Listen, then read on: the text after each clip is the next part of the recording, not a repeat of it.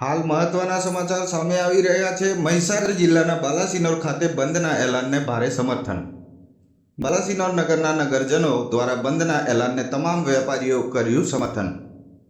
વહેલી સવારથી બાલાસિનોર નગરની તમામ દુકાનો સજ્જડ બંધ રહી હતી। નગરના એસસી સમાજ દ્વારા નગરમાં રેલી પણ કાઢવામાં આવી હતી। નગરજનો દ્વારા પેટા જાતિ વર્ગીકરણ અંગેના ચુકાદાનો કર્યો વિરોધ।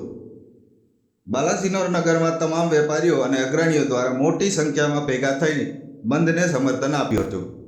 બાલાસિનોર પોલીસ દ્વારા નગરમાં ચુસ્ત બંદોબસ્ત ગોઠવવામાં આવ્યો હતો। મનોમંથન ન્યૂઝ, સંદીપ દેવાશ્રી, મહીસાગર।